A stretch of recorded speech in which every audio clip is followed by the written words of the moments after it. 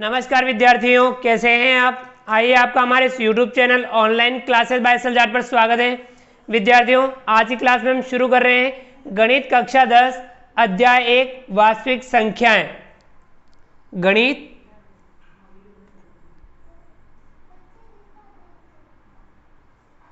कक्षा 10 इसमें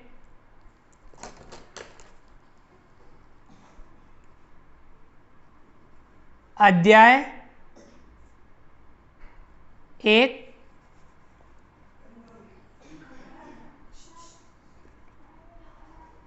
वास्तविक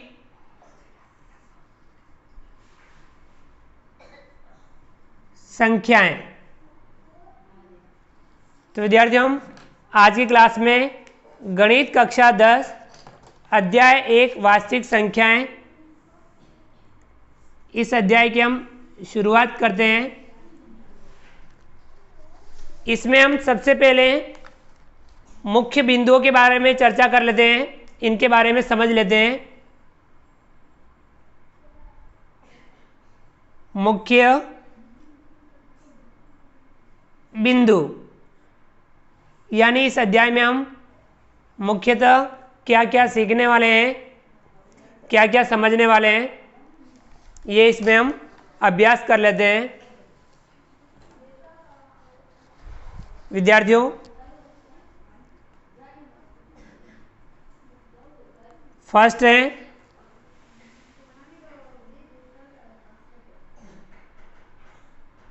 यूक्लिड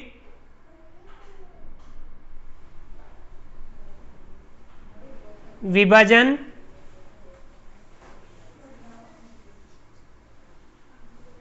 एल्गोरिथम। यूक्लिड विभाजन एल्गोरिथम, जिसे हम कलन विधि भी कहते हैं। कलन विधि। तो विद्यार्थियों, यह क्या है, यूक्लिड विभाजन प्रमेयिका क्या है, या यूक्लिड विभाजन एल्गोरिथम क्या है, कलन विधि क्या है। तो पहले हम समझ लेते हैं यूक्लिड विभाजन एल्गोरिथम यानी कलन विधि। इसके अंतर्गत एक धनात्मक पूर्णांक ए को किसी अन्य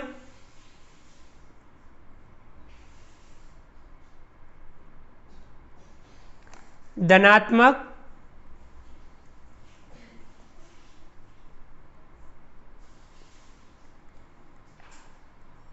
पूर्णांक बी से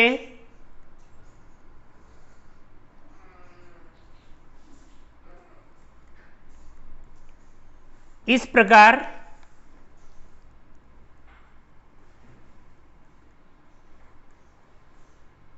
विभाजित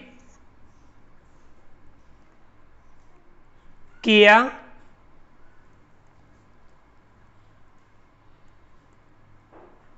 जा सकता है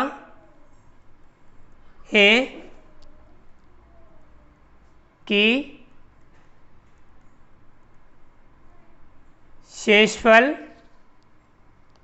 R प्राप्त हो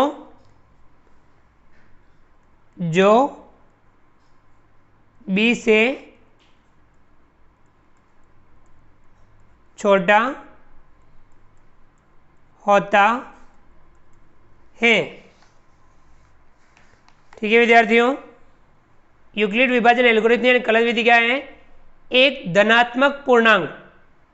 विद्यार्थियों, पूर्णांक के बारे में हमने अध्ययन किया था, जिसमें धनात्मक पूर्णांक ए को किसी अन्य धनात्मक पूर्णांक बी से इस प्रकार विभाजित किया जा सकता है कि शेषफल आर प्राप्त हो जो बी से छोटा होता है।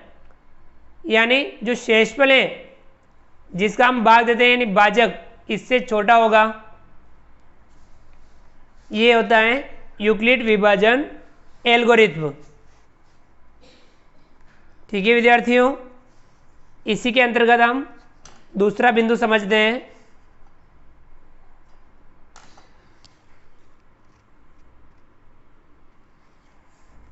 यूक्लिड विभाजन प्रमेय का।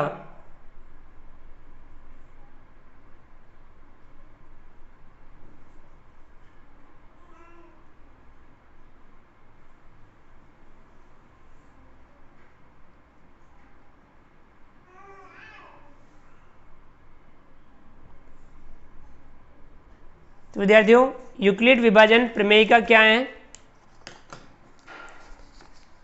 दो धनात्मक पूर्णांक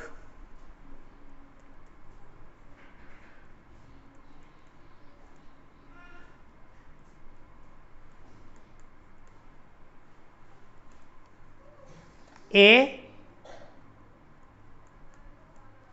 और बी दिए होने पर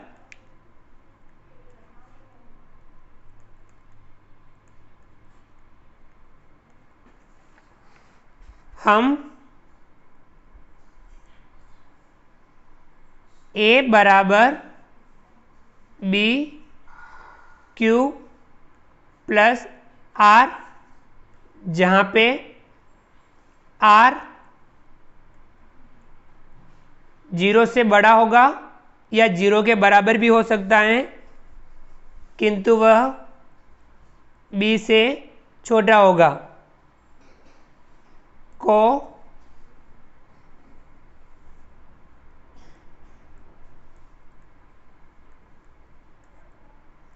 संतुष्ट करने वाली पूर्ण संख्याएं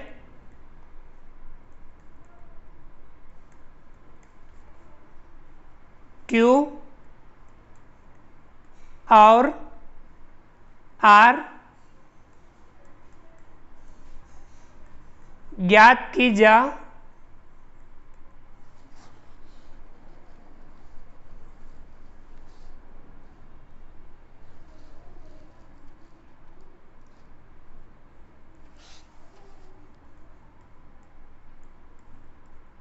सकती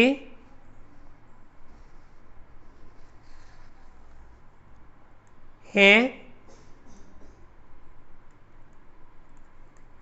अर्थात ऐसी संख्याओं का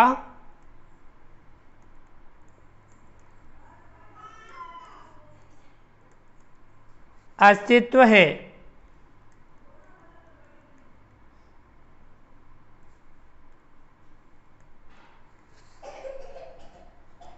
ठीक है विद्यार्थियों, ये है यूक्लिड विभाजन प्रमेय का, यानी दो धनात्मक पूर्णांक ए और बी दिए होने पर हम ए बराबर बी क्यू प्लस आर इस प्रकार से व्यक्त कर सकते हैं, जहाँ पे आर 0 भी हो सकता है, 0 से बड़ा भी हो सकता है, लेकिन वह बी से छोटा होगा, यानी इस बी से छोटा होगा। ए यानी भाज्य, बी होगा भाजक, क्यू यानी भागफल प्लस आर यानी शेषफल, यानी शेषफल हमेशा भाजक से छोटा होगा। शेषफल 0 भी हो सकता है, 0 से बड़ा भी हो सकता है, लेकिन वह भाजक से हमेशा छोटा होगा। तो विद्यार्थियों, ये है यूक्लिड विभाजन प्रमेय का। अब यहाँ आपको ध्यान रखना है, यूक्लिड कौन थे? यूक्लिड के बारे में हम समझ लेते हैं।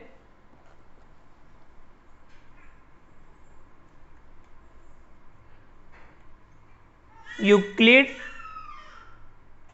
प्रथम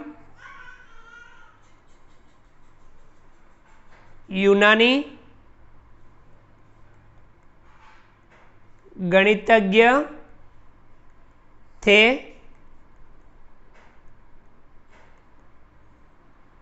जिन्होंने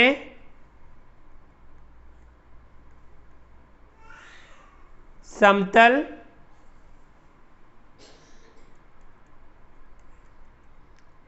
ज्यामिति के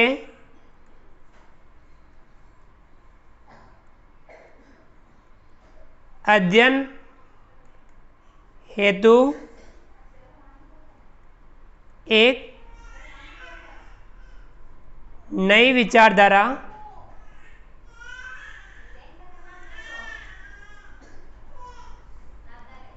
को रखा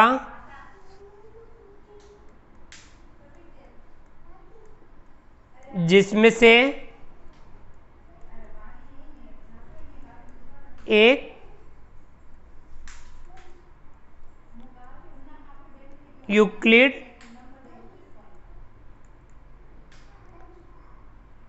विभाजन प्रमेयिका है।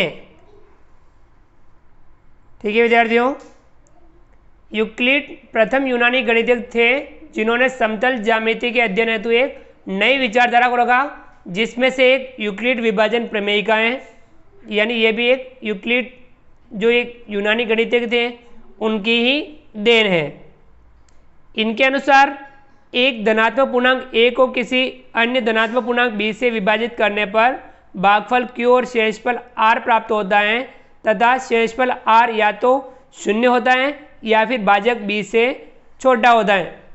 ठीक है विद्यार्थियों, हम लिख सकते हैं उनके अनुसार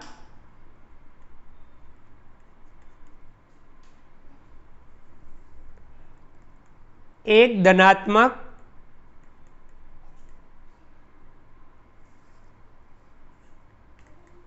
पूर्णांक a को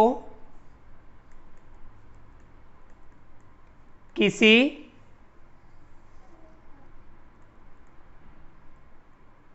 अन्य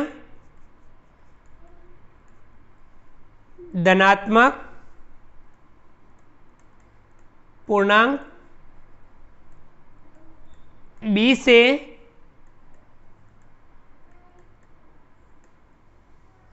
विभाजित करने पर भागफल q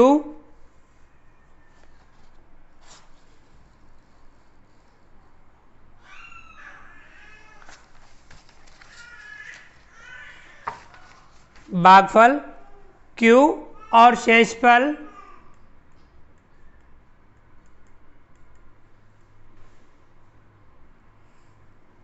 r प्राप्त होता है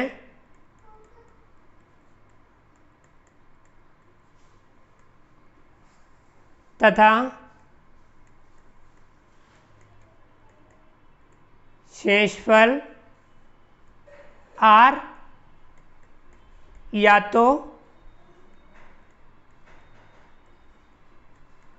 शून्य होता है या फिर भाजक b से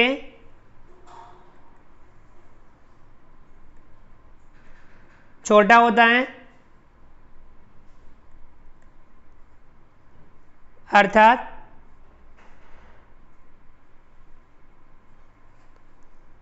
r जो है या तो 0 से बड़ा होगा या 0 के बराबर होगा, लेकिन वो हमेशा b से छोटा होता है। हम साधारण शब्दों में गए,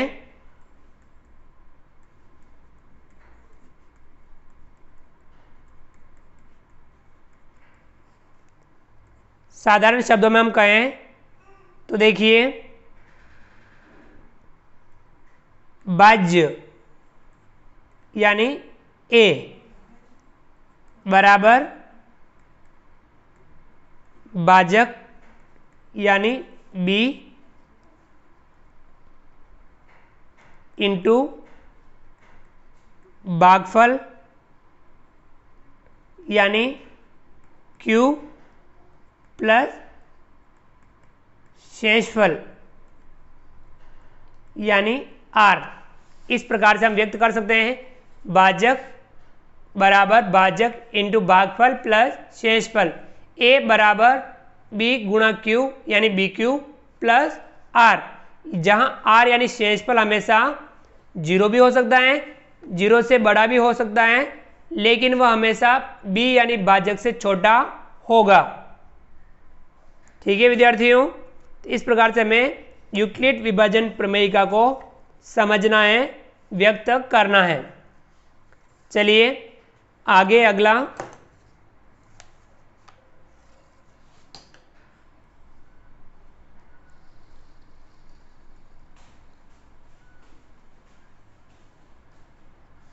तो विद्यार्थियों अगला जो बिंदु है, तीसरा मुख्य बिंदु है यूक्लिड विभाजन एल्गोरिथ्म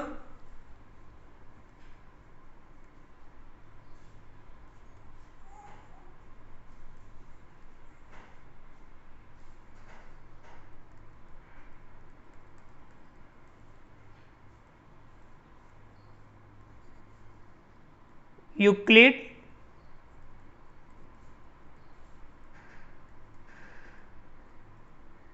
विभाजन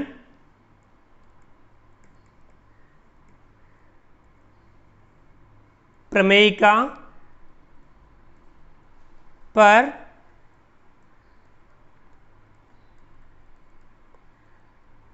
आधारित है। इसका प्रयोग कर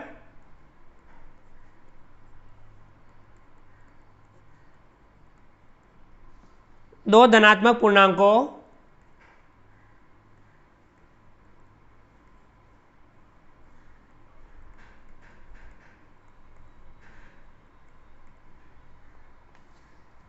ए और बी, जहां ए बड़ा होगा बी से, का HCF यानी महत्तम समापवर्तक, ये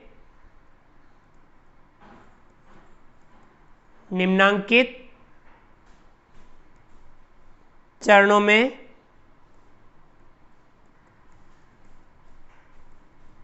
प्राप्त किया जा सकता है।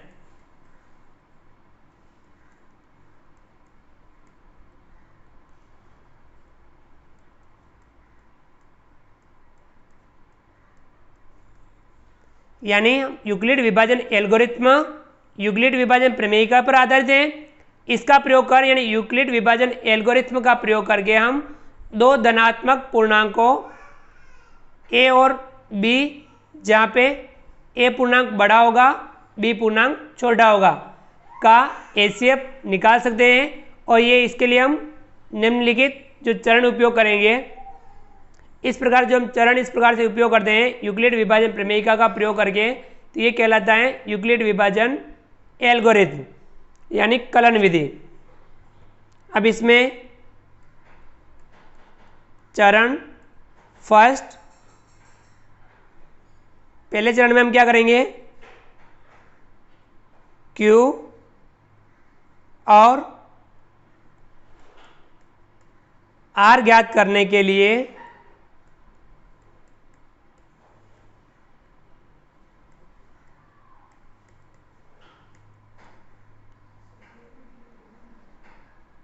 यूक्लिड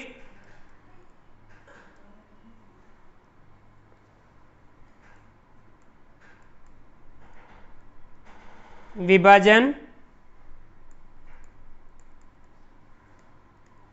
प्रमेयिका को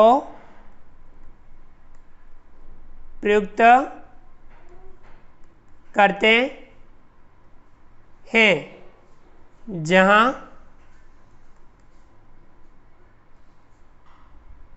ए बराबर BQ प्लस R, जहाँ पे R 0 हो सकता है, 0 से बड़ा होगा लेकिन वह B से छोटा है। इस प्रकार से हम पहले चरण में यूक्लिड विभाजन प्रमेयिका का प्रयोग करेंगे। चलिए आगे बढ़ते हैं विद्यार्थियों। पहले चरण के बाद में चरण सेकंड,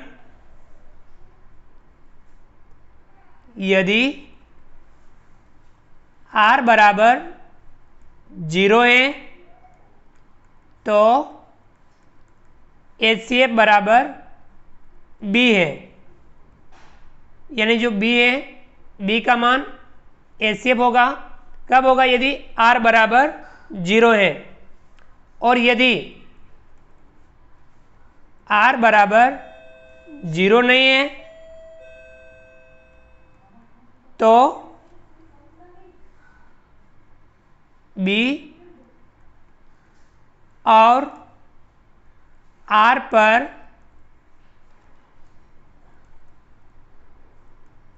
यूक्लिड विभाजन प्रमेय का प्रयुक्त करते हैं।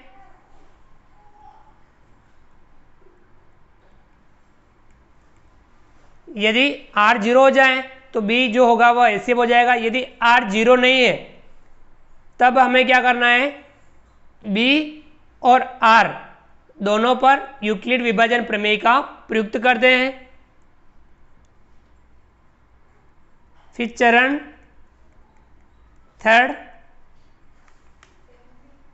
यह प्रक्रिया जो ये उपरोक्त प्रक्रिया है यूक्लिड विभाजन प्रमेय का वाली, यह प्रक्रिया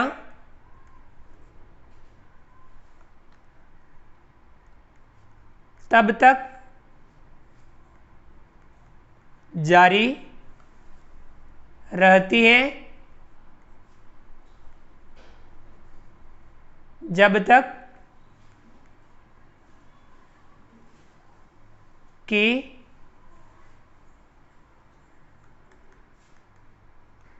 शेषफल शून्य न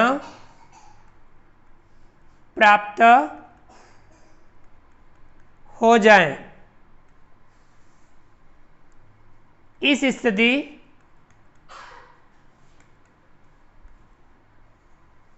वाला भाजक ही HCF किसका? A और B का होता है। साथ ही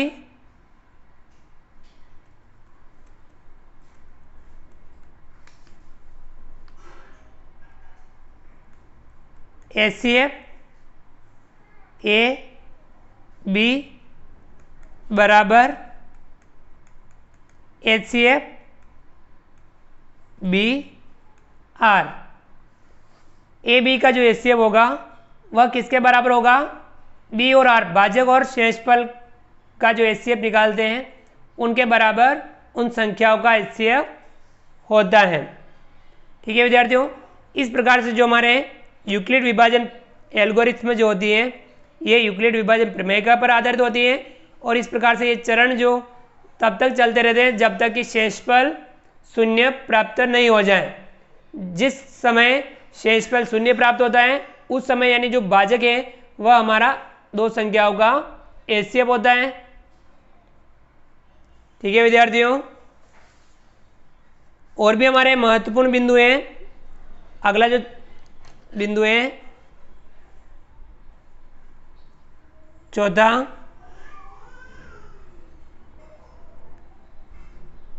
महत्वपूर्ण बिंदु।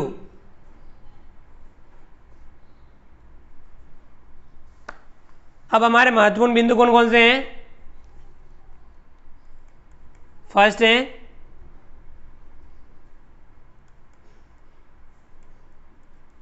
यूक्लिड विभाजन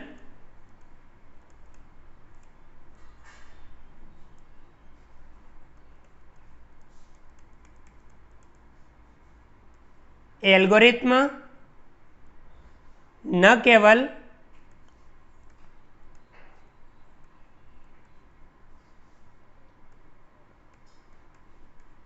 बड़ी संख्याओं के HCF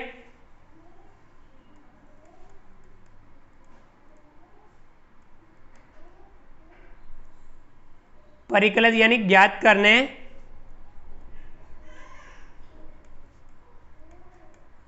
उपयोगी है, अपितु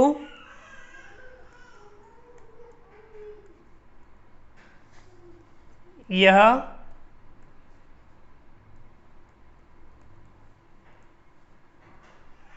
इसलिए भी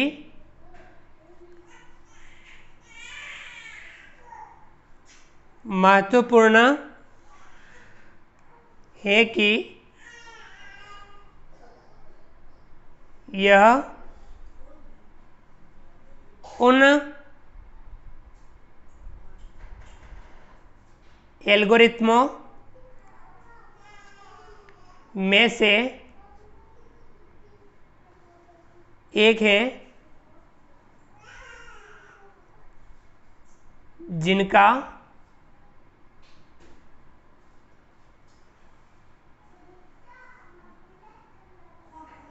कंप्यूटर में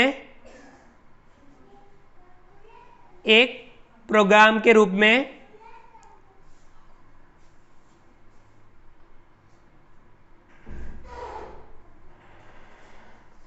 सबसे पहले प्रयोग किया गया।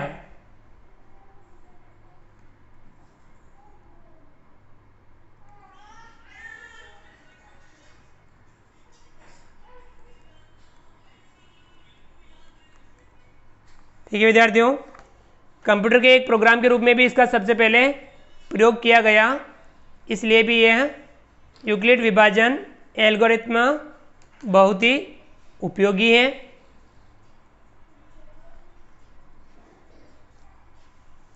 दूसरा महत्वपूर्ण बिंदु है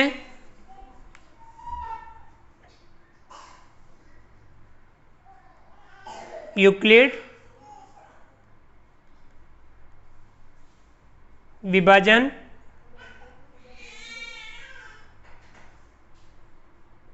प्रमेय का और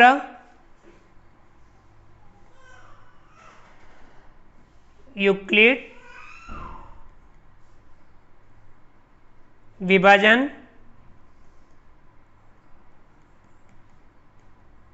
एल्गोरिथ्म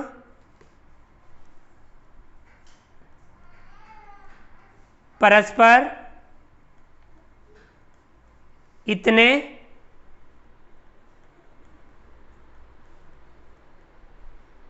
अंतर्निहित है कि लोग प्राय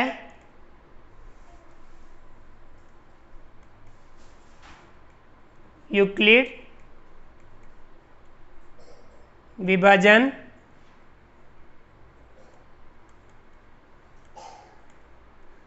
प्रमेय का कोई यूक्लिड विभाजन एल्गोरिथ्म कहते हैं। तीसरा महत्वपूर्ण बिंदु, दूसरा क्या है, यूक्लिड विभाजन प्रमेय का और यूक्लिड विभाजन एल्गोरिथ्म इतने अंतर्निहित हैं कि लोग प्राय यूक्लिड विभाजन प्रमेय का कोई यूक्लिड विभाजन एल्गोरिथ्म कहते हैं। यद्यपि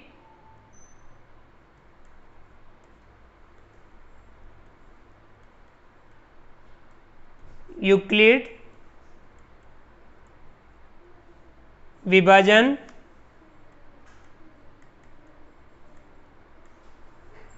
प्रमेय का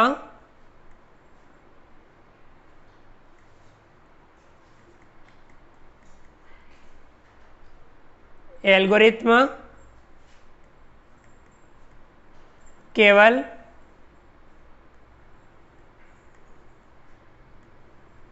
धनात्मक पूर्णांकों के लिए ही है, लेकिन इसे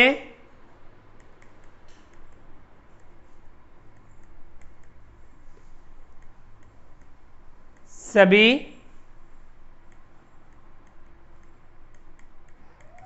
पूर्णांकों यानी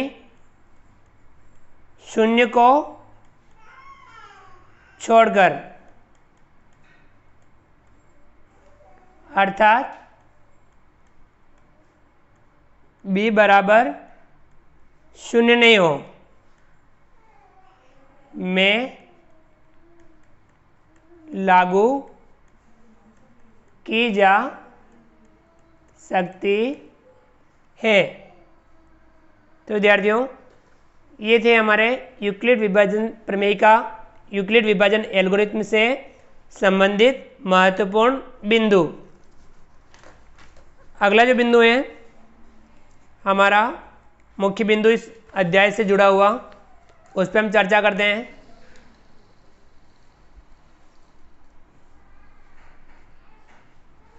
अगला जो है बिंदु 5वां,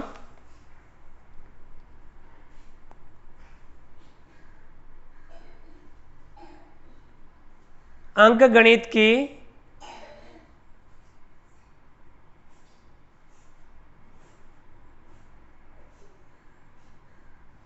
आधारभूत प्रमेय। अंकगणित की आधारभूत प्रमेय कौन सी हैं? प्रत्येक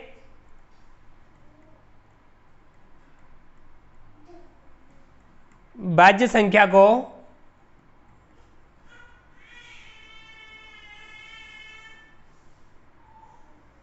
अभाज्य संख्याओं के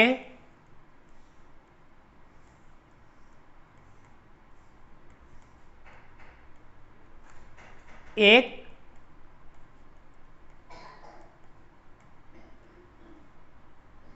गुणनफल के रूप में व्यक्त यानी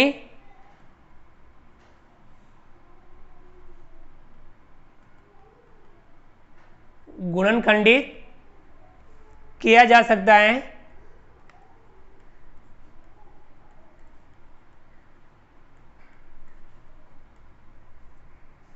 तथा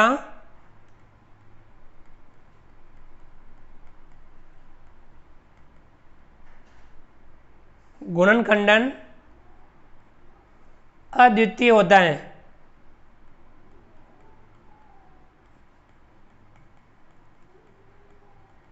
यानी प्रत्येक भाज्य संख्या को हम अभाज्य संख्याओं के एक गुणनफल के रूप में व्यक्त कर सकते हैं, जहां जो गुणनखंड अभाज्य जो गुणनखंडन होगा वह अद्वितीय होगा, यानी उसके जैसा दूसरा नहीं होगा, यानी अद्वितीय होगा।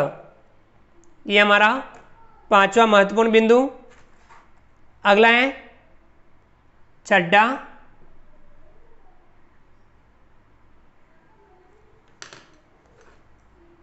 दो संख्याओं के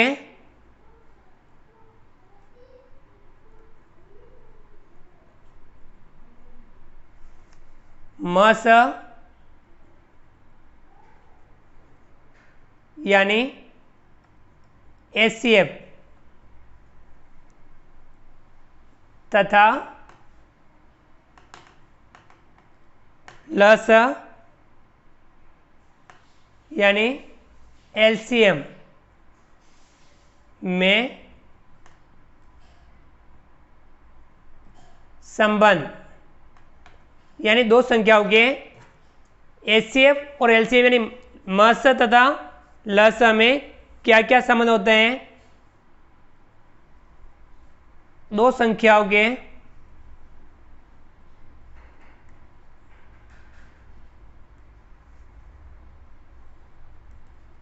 मस तथा लस का गुणनफल उन संख्याओं के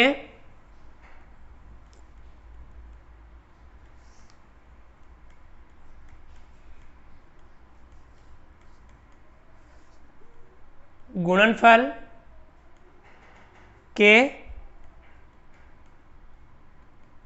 बराबर होता है, यानी दो संख्याओं का एचसीएफ एवं एलसीएम उनका गुणनफल और उन दोनों संख्याओं का गुणनफल हमेशा बराबर होता है। ठीक है विद्यार्थियों, अर्थात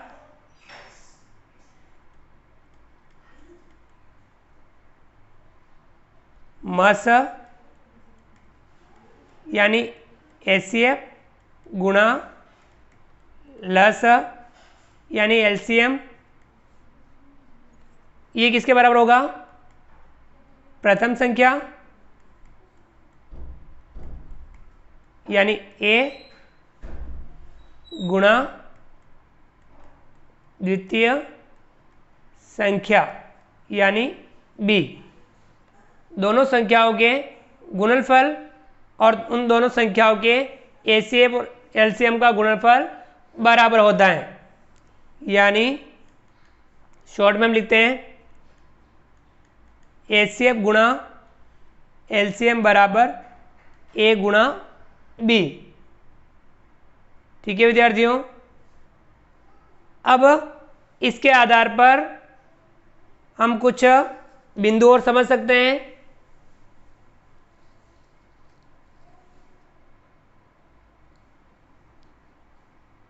इसके आधार पर हम और क्या समझ सकते हैं?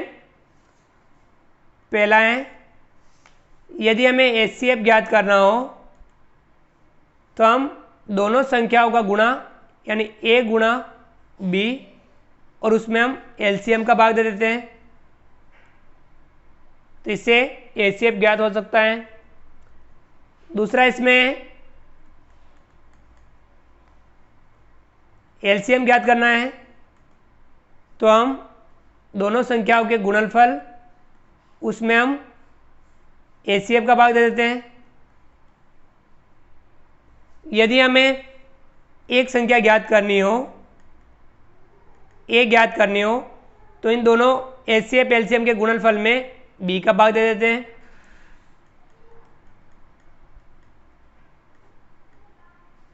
यदि हमें दूसरी संख्या ज्ञात करनी हो बी, तो इनके गुणनफल एचसीएफ एलसीएम के गुणनफल में ए का भाग दे देते हैं।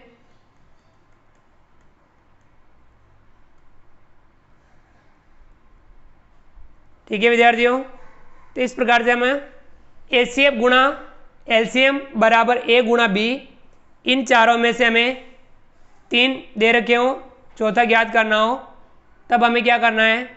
यदि हमें इन दोनों में से कोई ज्ञात करना है तो इसको पक्षांतर करेंगे, इनमें भाग दे देंगे, और इधर से कोई ज्ञात करना हो इनमें हम इनका भाग दे देंगे।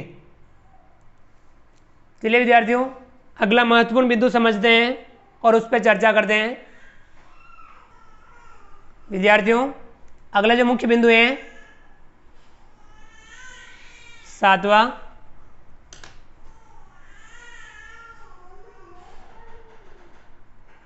यदि P कोई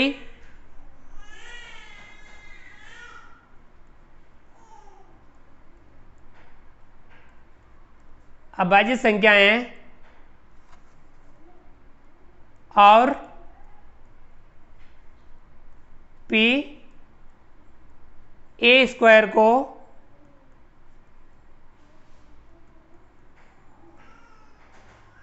विभाजित करता है, तो P ए को भी विभाजित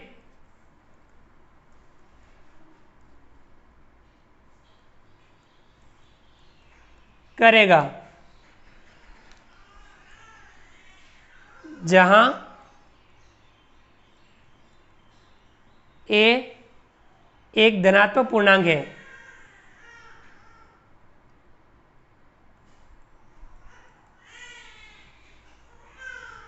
ठीक है विद्यार्थियों, P कोई अभाज्य संख्या है, यदि वो ए स्क्वायर को विभाजित करती है, ए का वर्ग को यदि वह विभाजित करती है, ए स्क्वायर को विभाजित करती है, तो P ए को भी विभाजित करेगा, जहां ए एक धनात्मक पूर्णांक है।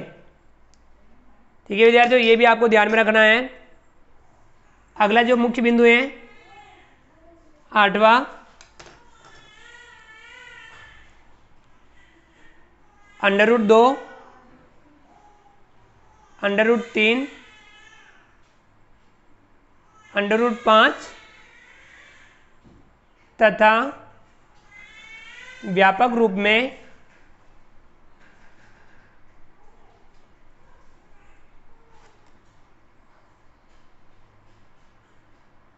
√p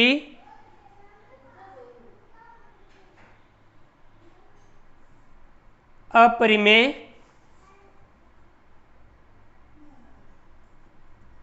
संख्याएं हैं जहां p एक अभाज्य संख्या है, यानी √2, √3, √5 ये अपरिमेय संख्याएं हैं। और इस प्रकार से यदि √ के अंदर कोई भी अभाज्य संख्या हो तब वह संख्या अपरिमेय संख्या होती है। यह भी हमें ध्यान में रखना है। अगला बिंदु है 9वां,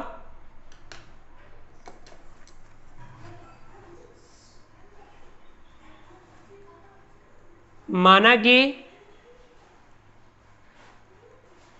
x एक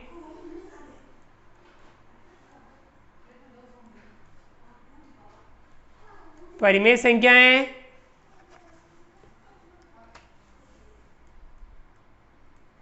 जिसका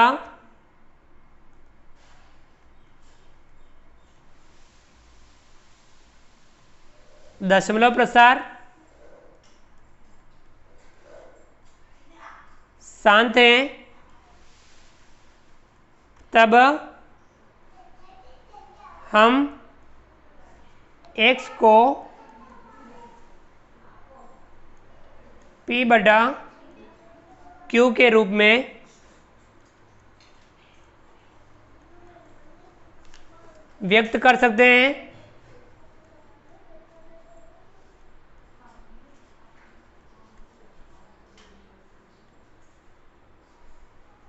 जहां p और q सहअभाज्य है तथा q का अभाज्य गुणनखंडन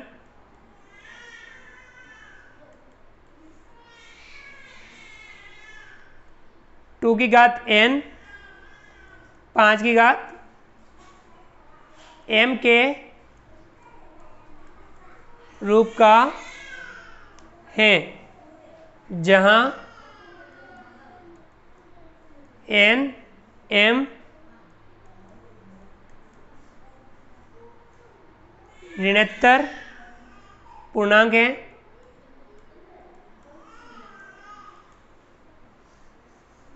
तो विद्यार्थियों ये समझना है कि यदि माना कि x एक परिमेय संख्या है जिसका दशमलव प्रसार शांत है, तब हम x को p/q के रूप में व्यक्त कर सकते हैं, यानी सभी परिमेय संख्या को हम p/q के रूप में व्यक्त कर सकते हैं, जहां p और q सहअभाज्य, p और q जो है सहअभाज्य है, इनमें एक के अलावा कोई गुणनखंडन अभाज्य गुणनखंड कॉमन नहीं है के रूप में व्यक्त कर सकते हैं, जहां p और q अभाज्य गुणन सहअभाज्य है तथा q का अभाज्य गुणनखंडन 2 की घात n 5 की घात m के रूप का है, जहां nm ऋणोत्तर या ऋण के अलावा पूर्णांक है।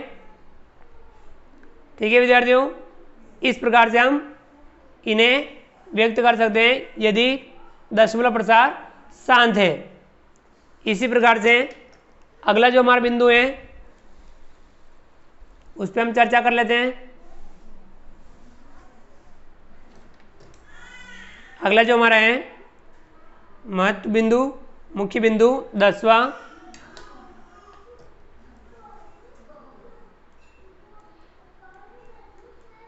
माना कि x बराबर p बटा क्यू एक ऐसी परिमेय संख्या है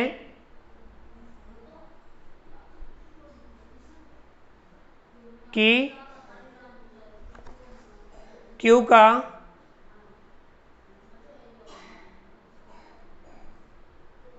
अभाज्य गुणनखंडन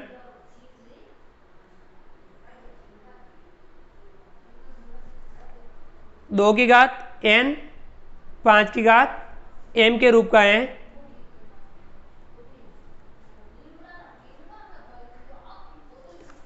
जहां n m ऋणोत्तर पूर्णांक हैं, तो x का दशमलव प्रसार शांत होगा। यानी x बराबर p बटा q एक परिमेय संख्या है, जहां q यानी ये जो नीचे वाला जो संख्या है q, इसके अभाज्य गुणनखंडन 2 की घात n 5 की घात m के रूप का है, तो यह दशमलव प्रसार शांत होगा, जहां n m क्या हो गए ऋणोत्तर यानी माइनस के अलावा कोई भी पूर्णांक होंगे, 0 भी हो सकता है और धनात्मक पूर्णांक भी हो सकता है, तब दशमलव प्रसार क्या होगा शांत होगा। अगला जो हमारा बिंदु है 11, माना कि x बराबर p बटा q एक ऐसी परिमेय संख्या है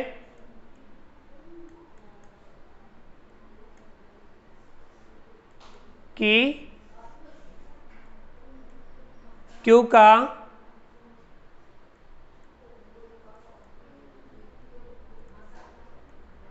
अभाज्य गुणनखंडन 2 की घात n 5 की घात m के रूप का नहीं है,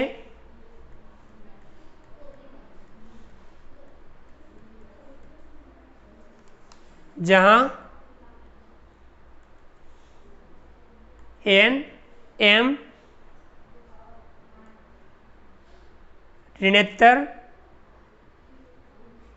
पूर्णांक हैं, तो x का दशमलव प्रसार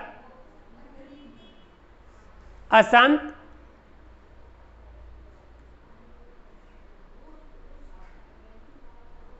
आवर्ती होगा।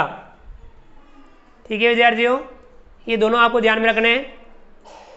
यदि q का जो है अभाज्य गुणनखंडन 2 की घात n 5 की घात m के रूप का नहीं हो, तो उसका दशमलव प्रसार अशांत आवृत्ति होगा, और यदि इस रूप में है तो उसका दशमलव प्रसार शांत होगा। तो ये हमें पूर्णतः ध्यान रखना है। तो विद्यार्थियों, ये हमारे जो हमारा अध्याय 1 है वास्तविक संख्या, इसके मुख्य बिंदु थे, इनके बारे में हमने समझा और इनके बारे में चर्चा की।